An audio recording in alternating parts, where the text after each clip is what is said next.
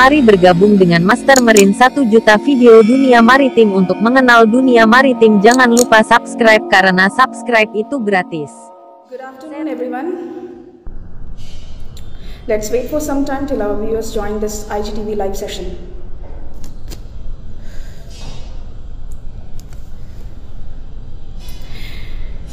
Good afternoon everyone. My name is Kashish and I am pursuing BSc Nautical Science, currently hosting Maritime Universe from Instagram handle. And on behalf of Maritime Universe, I welcome you all. And today we are having a special guest, Captain Shelley, who happens to be a yacht captain. We all are very familiar with the captainship and different kinds of ship like container ship or oil and tanker, chemical and other stuff, but we are not very much familiar with captainship in yacht industry. So let us talk to Captain Shelley and let us know more about yacht captainship. Good morning. Thank you very much for having me. Good afternoon, ma'am. I'm sorry for the time zone differences, but good morning to you. Good morning. How are you? And it's an honor to have you here. And on behalf of Maritime Universe, I welcome you on board. How are you? Thank you. I'm very well. Thank you. It's Sunday here. Good morning. And yeah, going back to work tomorrow. Okay. So how is the weather there? Is it pleasant? Yeah, I'm in Florida, in South Florida, so it's pretty now. But it's been good to us so far. So, ma'am, I'm having certain set of questions that me and on behalf of Maritime Universe are going to ask you. I won't take a long time for you. So, my first question is that, can you please tell us about your journey from cadet to captainship? Sure. So, I started when I was 20 years old, and I started as a deckhand. I South Africa with a master certificate.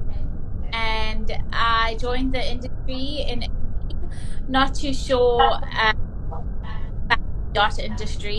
I didn't really know much about it, but I knew that if I could work, earn money, and study part-time and to become a captain, and that's what I did. I just started from my hand, and a lot of it's just cleaning.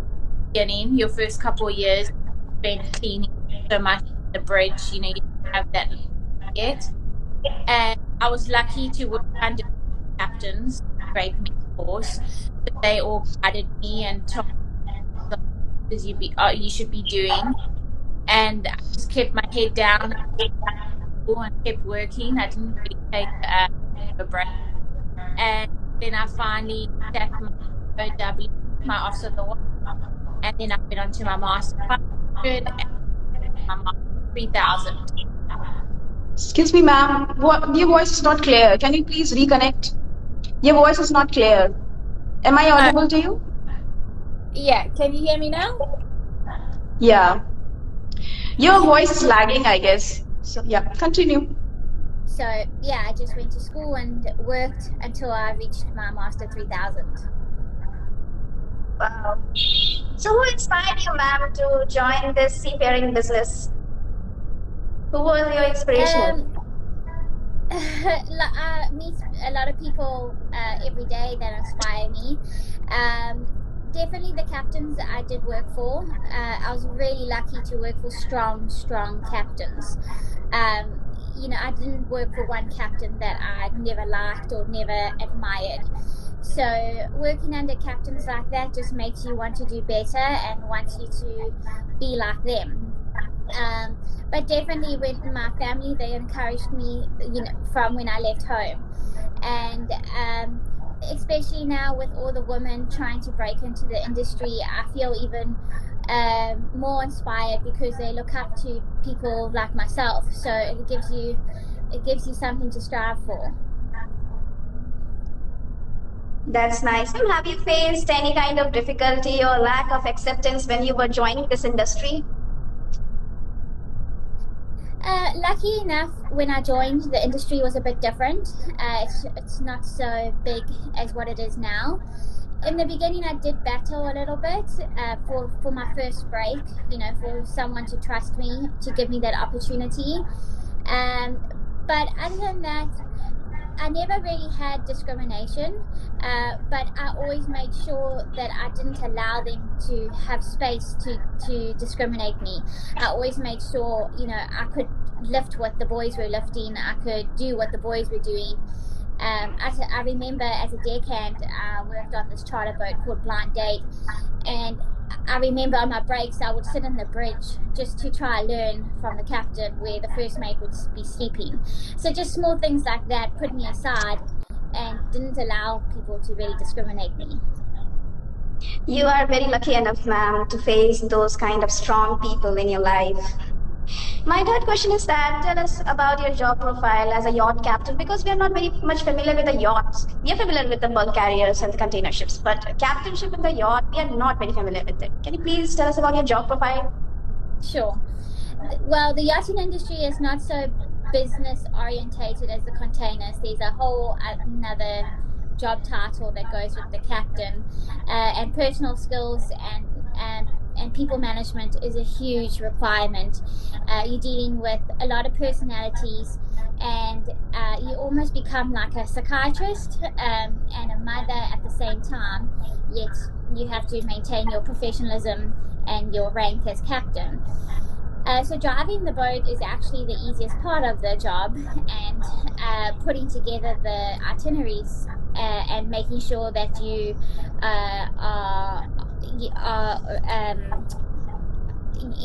doing all what is required by Marshall Island or class society.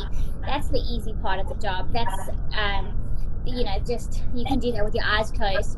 The difficult part of the job is there's so much personal interaction, and it will fail you as a captain if you cannot control the environment on board.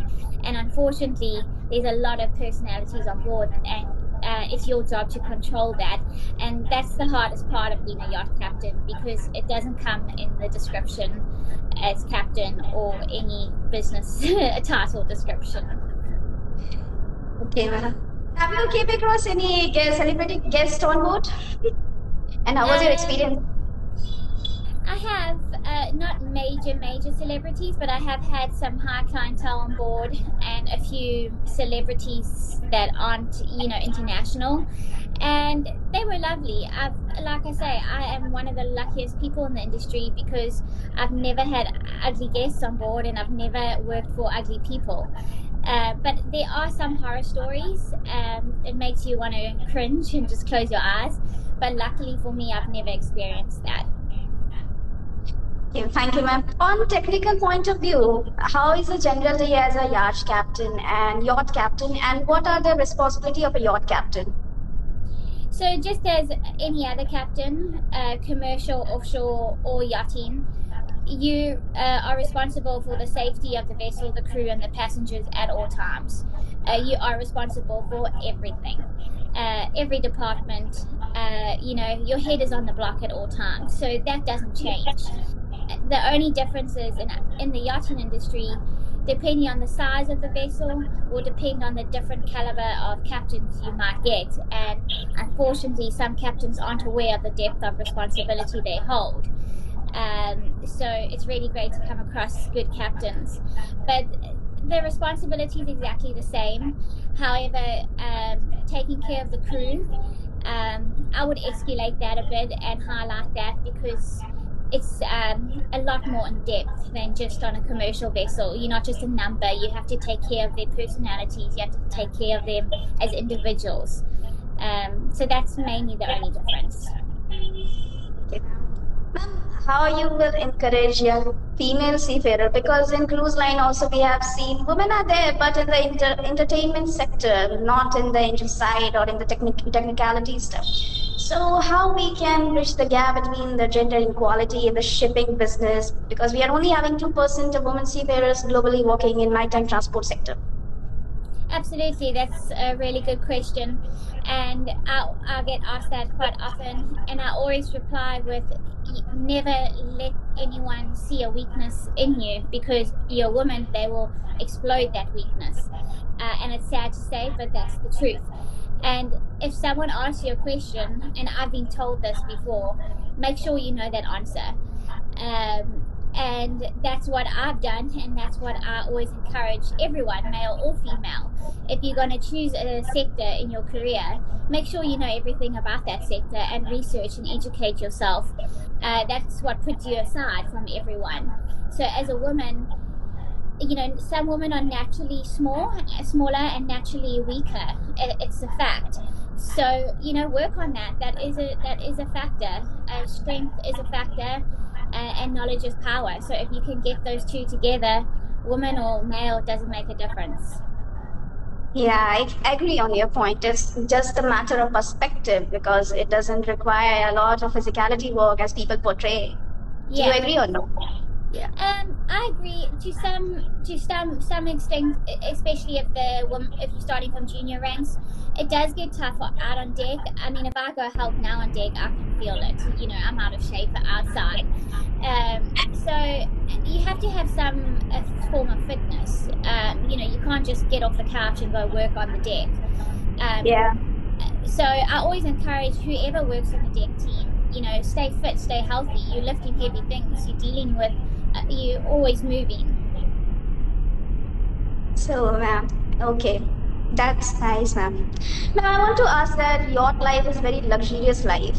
So, but mostly coastal. So, have you ever encountered any difficulties or accident-prone related stuff or weather encounter? Sorry, can you repeat that question? Yes, ma'am. I want to ask that yacht life is luxurious, but mostly it is like confined to coastal areas only. Have you ever faced any situation regarding weather or any accident-related issue, especially during high tide sailing? Yeah. Again, luckily for me, I haven't been involved in life or death matters or huge, tragic events. I have been, we do sail offshore. It's not only coastal, especially for the bigger yachts. From the 45-meter upward range, we cross the Atlantics, we go, worldwide cruising. But, we train so much, and the ISM has been drilled into us. And so I don't really hear a lot of tragic events happening. It is luxurious in the sense of your cabins are very nice. You get a chef that cooks food for you. You get spoiled. And some crew take that for granted. And believe me, they should not, because it's a very luxurious life. But it's just all about being humble and understanding, it's not yours. So don't try to live that lifestyle. But definitely, with my crew, I never let them feel that illusion that they're living this luxurious life. There's a strict budget in place. You can't be drinking Red Bulls and whatever Coca-Cola you want.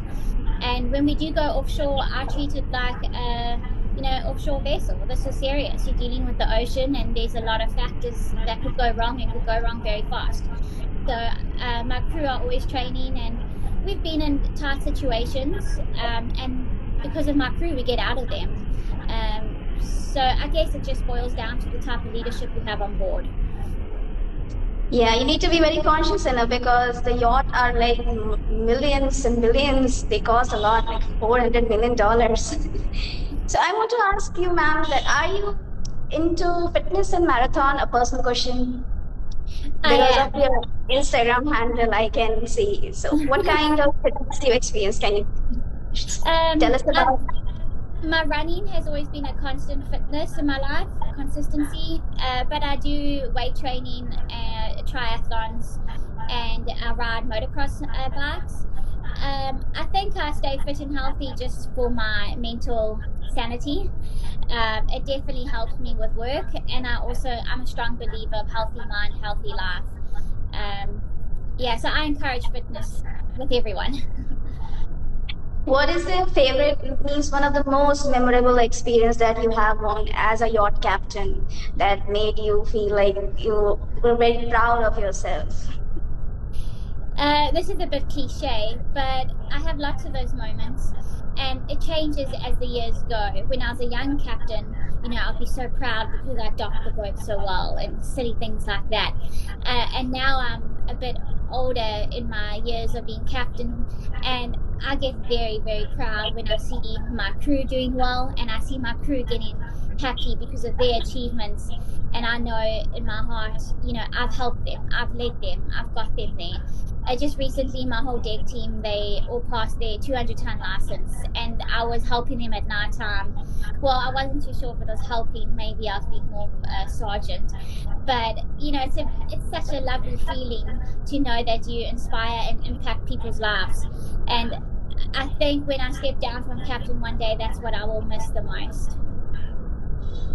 That's good, ma'am. One personal question: how do you manage your personal and professional life? Do you feel difficulty in it? Right now, I've found a balance. It was a rough path to find that balance, because I'm sure all captains, to become a captain, you have a very distinct type of character, and you zone in. You take your responsibility really seriously, as one should. So I did battle in the beginning. Everything was about being the best captain and about, just being the best. But I also sacrificed a lot, and I lost a lot. So it just comes with time and experience. I still battle to manage my personal life. Sometimes I can feel when my work is taking control. I can feel it. And then I just step back and go to a spinning class or go for a run and try to go back to the drawing board and see where I've gone wrong. That's good, ma'am. Ma'am, what kind of multifarious safety measures that are practiced on yacht? Safety measures. So on yachts, the safety measures on board are really high, especially if you're over 500 gross tons, because then you full ISM. And also, you don't know what clientele you're working for, so the security and confidentiality level can be heightened. So there's huge safety measures taken in place in every department. With commercial ships, they're very strict. Those are the rules. With yachts, sometimes there's too many rules, and you think, really, am I really doing this? But unfortunately, you have to. And just like commercial vessels, we follow the MLC, we follow ISM. So everything's the same. It's just, I feel maybe on the yachting industry, it's got a bit more powder all over it, it looks a little bit better, but it's the same concept. Okay, ma'am. Thank you. Ma'am, I want to ask you about yacht chartering business. Can you put some light on what is yacht chartering business and things like that? So the yacht chartering business is really great, really fun, and a lot of hard work. So the concept of, you have one person that owns the boat, or numerous, and they have a charter manager that manages it. And that's their job and find the clientele that want to hire your boat for a certain amount of time, obviously at a high rate, of course. And then some boats are chartering the seasons back to back. Some of them have a 24-hour turnaround. Luckily, I'm not on such a busy charter boat. We've got 2 charters coming up this month in March, and the guests are there for a short time, so the crew put 100% in, or 150% in, and it is busy. You are entertaining these people, and you're giving them a 5-star service for what they're paying. So when they get on that boat, they expect service at all times, entertainment at all times, and there's not a singer that's providing that entertainment. You have to provide that entertainment. It's fun, but it's a lot of hard work. You do earn a lot of money from charter yachts, but it's a lot of hard work.